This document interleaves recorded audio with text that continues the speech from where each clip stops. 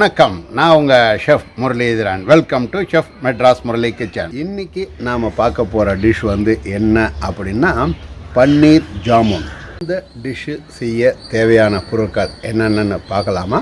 வாங்க வீடியோக்குள்ளே போகலாம்.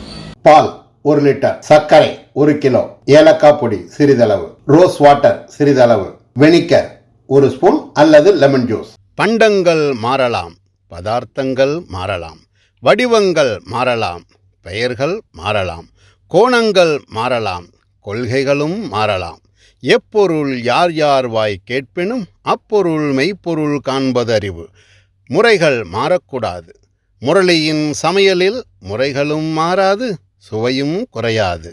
உண்மையான ஊட்டச்சத்தான சுவையை மக்களுக்கு அளிக்க பிறந்தவர். இப்போ நான் என்ன பண்ணியிருக்கேன், பாக்கெட் பாலை தான் போட்டு காய்ச்சி பண்ணுறேன். ஸோ பசும்பால் அப்படிங்கிறது தான் இதுக்கு ரொம்ப நல்லா இருக்கும். உங்களுக்கு பசும்பால் கிடைச்சா பண்ணுங்க. பட் பாக்கெட் பாலில் பண்ணுறதுல தப்பு இல்லை, ஆனால் கொஞ்சம் ஹார்ட்னஸ் இருக்கும். அதையும் நான் உங்களுக்கு சொல்லித்தரேன்.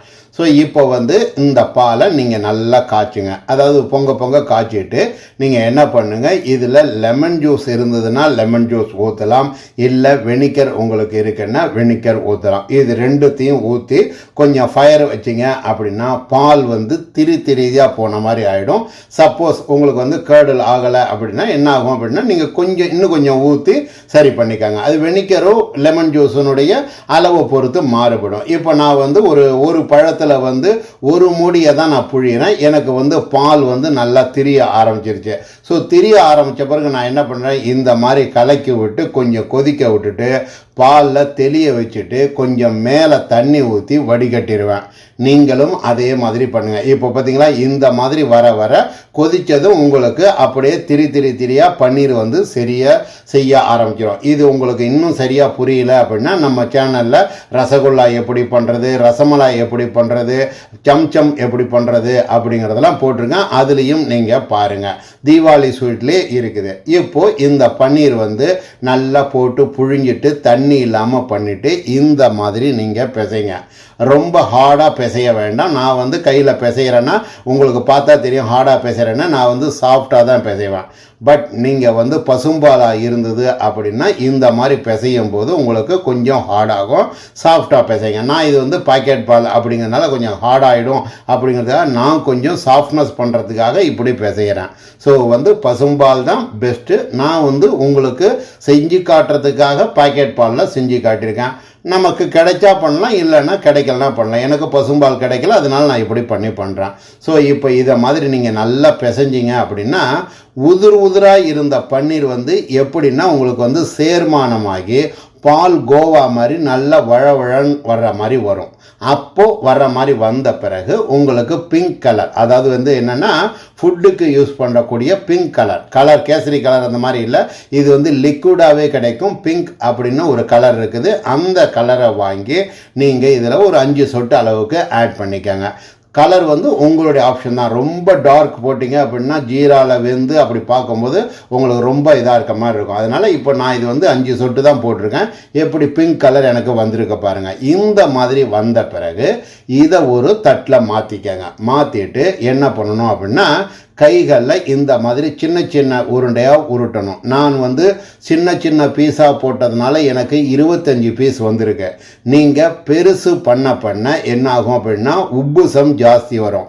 சின்னதாக, ரொம்ப சின்னதாக, அதாவது கரெக்டாக சுண்டு விரலை விட சின்னதாக மெல்லிசாக போட்டிங்க அப்படின்னா உப்புசம் அப்படிங்கிறது ஜாஸ்தி வராது. அதையும் நான் உங்களுக்கு சொல்கிறேன். இப்போ நான் சின்னதாக பண்ணியிருக்கேன். கொஞ்சமாக தான் உப்புசம் வரும். நீங்கள் இன்னும் உருண்டையை பெருசு பண்ணீங்க, 25 வேண்டாம் எனக்கு 15 போதும் அப்படின்னு நினச்சிங்க அப்படின்னா உருண்டை பெருசாக இருக்கும்போது உப்புசம் நல்லா வரும். இப்போ இதை மாதிரி நீங்கள் என்ன பண்ணுங்கள், இருக்கிறத எல்லாத்தையும் உருட்டி இந்த மாதிரி வச்சுக்கோங்க. உருட்டும் போது நீங்கள் சாஃப்டாக உருட்டினா போதும். ரொம்ப ஹார்டாக உருட்டணும் அப்படிங்கிற அவசியம் கிடையாது. இப்போ பார்த்தீங்களா, மேலே பார்த்தீங்கன்னா வழவழப்பு தன்மை வரும். ஒரு எண்ணெய் படிஞ்ச மாதிரி இருக்கும். இப்போ இதை மாதிரி எல்லாத்தையும் உருட்டிட்டு நீங்கள் என்ன பண்ணுங்கள், நான் கிட்டத்தட்ட பாருங்கள் 25 பீஸ் கிட்டத்தட்ட வந்துடுற மாதிரி வந்திருக்கேன். நீங்கள் பெருசாக பண்ணீங்கன்னா உங்களுடைய விருப்பம். இப்போ நான் சர்க்கரை 1 கிலோ சொல்லியிருக்கேன் இல்லையா, இந்த 1 கிலோ சர்க்கரையில் 3/4 கிலோ சர்க்கரையும் 1/4 கிலோ சர்க்கரையும் பிரிச்சுக்கங்க, 2 பகுதியாக பிரிச்சுக்கோங்க. இப்போ நான் இது வந்து என்ன பண்ணியிருக்கேன், 3/4 கிலோ சர்க்கரையை வச்சுட்டு 1/4 கிலோ சர்க்கரையில் கொஞ்சம் தண்ணி நிறையா ஊற்றி வெந்நீர் மாதிரி ஆக்கி பண்ணுவேன். அதையும் உங்களுக்கு நான் காட்டுறேன். இப்போ இந்த சர்க்கரையை தாண்டி கொஞ்சம் தண்ணி ஜாஸ்தியாக இருந்தால் தப்பு இல்லை. இதில் வந்து சர்க்கரை கொஞ்சம் எவ்வளோ தண்ணி நீங்கள் ஊற்றுறீங்களோ அவ்வளோக்கு அவ்வளோ நல்லது. தண்ணி கொஞ்சம் நல்லா நிறையா இருக்கணும். இப்போ இந்த சர்க்கரை கொதிக்கிறது பார்த்தீங்களா, இந்த கேப்பில் நீங்கள் என்ன பண்ணுங்கள், மீதி வச்சிருக்கிற சர்க்கரையில் கொஞ்சம் மறுபடியும் தண்ணி ஊற்றி நல்லா வெந்நீரை விட கொஞ்சம் திக்காக இருக்கணும். அந்த மாதிரி பதத்துக்கு அந்த சர்க்கரையை கரைச்சி கொதிக்க வச்சுக்கோங்க. பக்கத்தில் ஸ்லோவாக வச்சுக்கோங்க. இப்போ இந்த சர்க்கரை கொதிக்கும் போது இதுக்கு பதமே கிடையாது. தண்ணி நிறையா ஊற்றுனீங்க பிறகு நல்லா கொதிக்கும் போது, சர்க்கரை கொதிக்கும் போது இந்த மாதிரி உருட்டி வச்ச உருண்டைகளை கைகளில் ஒரு சின்னதாக லைட்டாக ஒரு ஷேப் பண்ணி மறுபடியும் போடுங்க. ஏன்னா நீங்கள் உருட்டி வைக்கும்போது அது கொஞ்சம் லைட்டாக அதாவது மடங்கின மாதிரி வரும். அப்போ நீங்கள் என்ன பண்ணுங்கள், மறுபடியும் எடுத்து ஒரு ஷேப் பண்ணி போட்டிங்க அப்படின்ட்டு போட்டுட்டு மூடி வைங்க. ஒரு 10 நிமிஷம் கழித்து நல்லா வேகட்டும். தண்ணி நிறையா இருந்தால் நல்லா இருக்கும். அதுக்காக தான் சொல்கிறேன், தண்ணி நிறையா ஊற்றுக்கங்க. இப்போ நான் சின்னதாக போட்டது எப்படி உப்புசமாக வந்திருக்கு பார்த்தீங்களா. நீங்கள் பெருசு பண்ண இன்னும் நல்லா உப்புசம் வரும். இந்த மாதிரி நல்லா என்ன பண்ணுங்க, வந்ததை ஒரு பெரட்டிக்கிட்டே இருங்க. ஏன் காரணம் அப்படின்னா, கொதிச்சு சர்க்கரை வந்து என்ன ஆகுனா, பாகு திக்னஸ் ஆகும்போது சைட்லலாம் சர்க்கரை படியும். அதுக்காக தான் இந்த சர்க்கரை கலந்த வெந்நீரை ஊற்றுறோம்.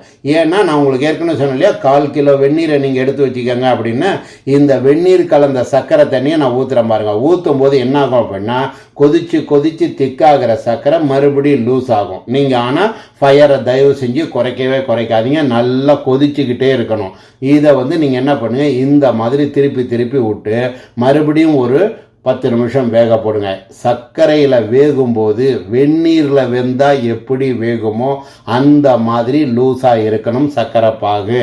நீங்கள் சர்க்கரை பாகை டைட் பண்ணிட்டீங்க அப்படின்னா உள்ளுக்குள்ளே சர்க்கரை ஏறாது, ஹார்டாகவே இருக்கும். செஃப் நீங்கள் சொன்னீங்க நான் பண்ணால் ஹார்டாகவே இருக்குது, சர்க்கரை ஏறலம்பீங்க. ஸோ இப்போ பாருங்கள், கடைசி இதையும் தண்ணியையும் ஊற்றிடுறேன்.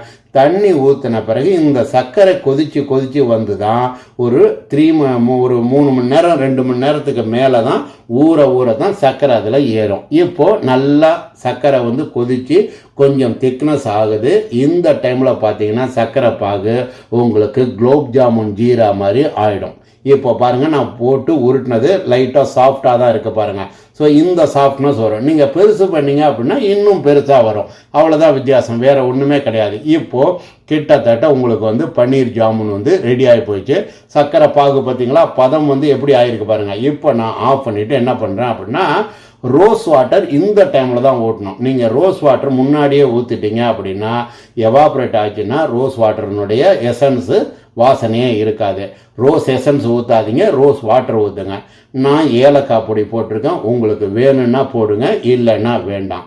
இப்போ இந்த சுவையான பன்னீர் ஜாமுன் நான் வந்து உங்களுக்கு தீபாவளி ஸ்பெஷல் அப்படிங்கிறதுக்காக போட்டு காட்டியிருக்கேன். ஏற்கனவே நம்ம சேனலில் தீபாவளி ஸ்பெஷல் அப்படின்னு சொல்லிட்டு ஸ்வீட் அண்ட் ஸ்நாக்ஸ் அப்படின்னு ஒரு பெரிய பிளேலிஸ்ட்டே வச்சுருக்கேன். அதில் நிறையா வீடியோக்கள் போட்டுக்கிட்டு இருக்கேன். நீங்கள் பார்த்து என்ஜாய் பண்ணுங்கள். ஒரு நல்ல சூப்பரான தீபாவளிக்கு கலர்ஃபுல்லான ஸ்வீட் இது, செஞ்சு பாருங்கள். செஃப் மெட்ராஸ் முரளி கிச்சனில் செஞ்ச இந்த டிஷ்ஷை உங்கள் வீட்டில் செஞ்சு பாருங்கள். செஞ்சு பார்த்து உங்களுடைய ஃபீட்பேக்கை கீழே இருக்கிற கமெண்ட் பாக்ஸில் பதிவு பண்ணுங்கள். இந்த வீடியோ பிடிச்சிருந்தது அப்படின்னா லைக் பண்ணுங்கள், ஷேர் பண்ணுங்கள், நம்ம சேனலை சப்ஸ்கிரைப் பண்ணுங்கள். இது மாதிரி சூப்பரான வேறு ஒரு டிஷ்ஷோட வேறு எபிசோடில் உங்களை சந்திக்கிறேன். அதுவரை உங்களிடமிருந்து விடைபெறுவது உங்கள் ஷெஃப் முரளிதரன். நன்றி, வணக்கம்.